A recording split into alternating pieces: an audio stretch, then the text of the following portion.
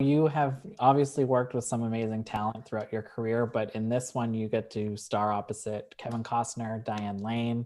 I mean, those scenes just, what is it like working with them? Can you just talk a little bit about that?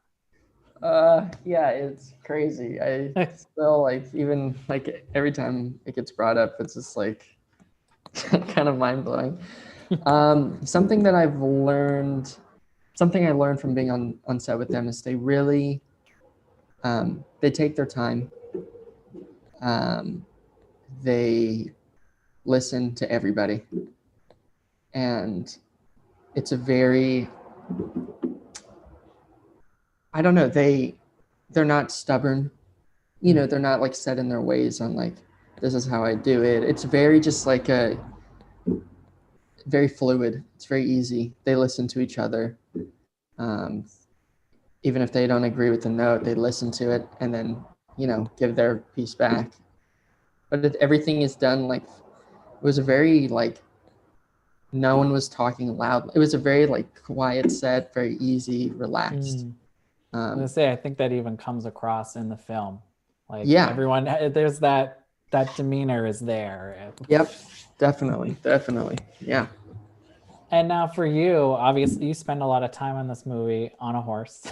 How comfortable were you with horses beforehand? You know, I follow you on Instagram. I see pictures of you with horses all the time. I'm just curious, like, is that from this movie or, you know, do you have that experience? So I grown up on a ranch. Um, I'm here right now, Okay. and yeah, so definitely my whole life I've been around horses. Okay.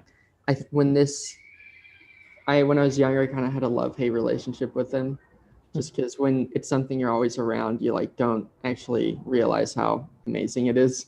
You know what I mean? Um, but in recent years, I've gotten very close. My horse Rimrock and I, we are very close, and he's a great horse.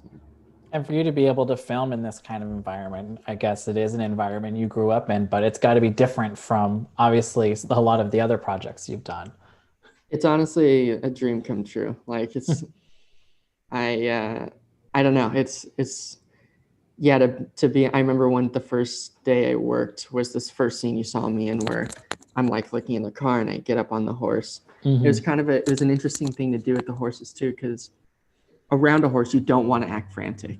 You don't want to, but the scene was, oh my God, get on the horse. And so the horse was, you know, being a horse, you know, great horse. It was a beautifully calm, amazing horse, but still like it knows like that I'm like, and so it's like, and but you know, just the fact that like I had been around horses, and obviously Kevin Costner is a horseman, and Yeah. you know, his energy to the horse, and our wranglers are so amazing. It was just such a, yeah, I don't know. I think people who work with horses have a extra sense of like patience. No, you look very at ease on them and in this movie. But even in general for you, it does seem like more of a mature role, especially coming off of, you know, the Three Descendants films, Julie and the Phantoms. How Yeah. is it straddling that line between, you know, the more youth-focused work and something like this? I think it's really fun. I think you have to do things where you just go and play and have a really great time. Yeah. And you have to do things where you really dive in and through the eyes of someone else experience a lot of like what the abuse would have been like and trauma of their past. And so I Yeah. think it's really, that's the cool thing about acting, is that you can go back and forth. And I'm very, very fortunate to be able to do that. And I mean, I'm for so you happy. having your fans kind of grow up with you as well, are you Yeah. starting to see like that difference in the projects they're being drawn to seeing you in? Yeah, yeah, a little bit. And, you know, it's kind of funny though. Like, if people like something, they kind of like that forever. Like Twilight, like literally, so still, like so much stuff from Twilight. Everyone's like, I love Twilight. It's like, you know, that movie came out like a long time, over 10 years Yeah, I ago. was gonna say it's 10 years for your debut. Yeah, for me, 10 years since I was in the movie, and I was in the third film. But I'm so thankful. Like it's very cool to see people grow up, but also it's amazing to see how like people just And me too. Like I mean, Blade has been my favorite superhero since I was like 8 years old or something, you know? Right? We all have our things. Yeah. And you bring up Twilight. It has been 10 years since Eclipse. Thinking back on all the fandomonium from when you first started, is there like a highlight from it and then something that you're glad you're not in the middle of anymore? That's funny. A highlight. Highlights.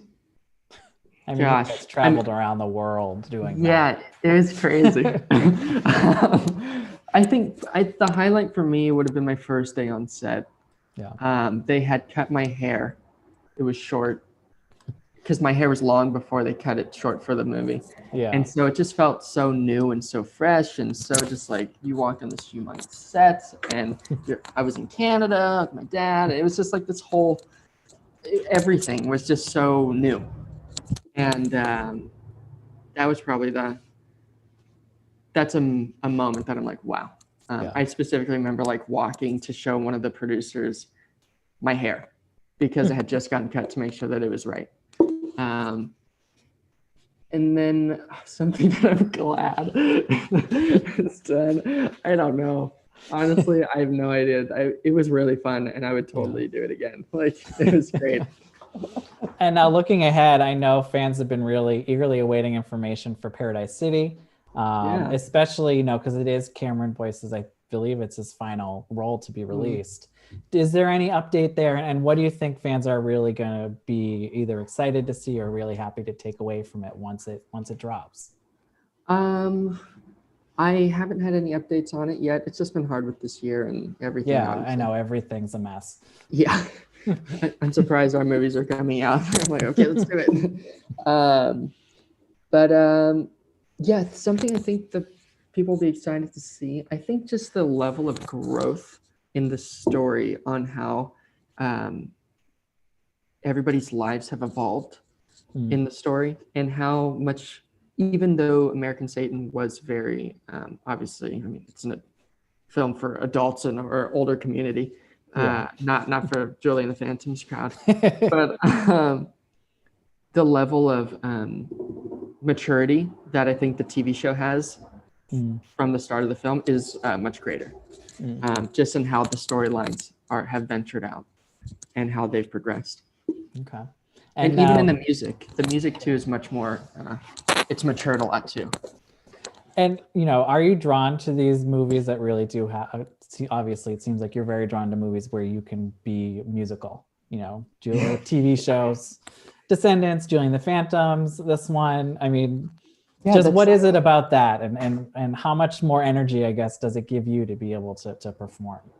It's actually really funny you say that because I have been against every single time I get an audition to sing or something. I'm always like, no. Like so it's actually so funny that I keep doing these parts. To me, that's never like a key factor. It's just the material itself and the people involved with it. And I guess, I that's so funny you say that because literally like whenever something comes up where I'm have to be singing, in my head, I'm always like, no, I don't want to. Not again. I'm not good enough. Or no, not again, okay. But it's just like, I don't think I'll be able to do it. You have the doubts. Yeah. And then somehow. And then my last question, going off of Julie and the Phantoms, people always, when there's a Netflix show, we want to know when the next season's going to drop. Obviously, we'll find that out eventually. But what are you hoping you get the chance to do should it get a second season? I mean, of course, I want the relationship of Willie and Alex to expand. Yeah. To, unfold into like an actual solid relationship. But we're saying that it'd be really great to dive deeper into the past on what happened with Caleb and Willie, the owner of the Hollywood Ghost Club, because the more we know about their connection, the harder it will make Willie and Alex's relationship to actually happen. And so then there's the obstacles and all the clashing of minds and everything, which I think would be really exciting. Which makes a good TV show. Exactly. Yeah. All right. Well, thank you so much for your time today. Stay safe out there and have a good one. Thank you so much. I'll see you. Bye.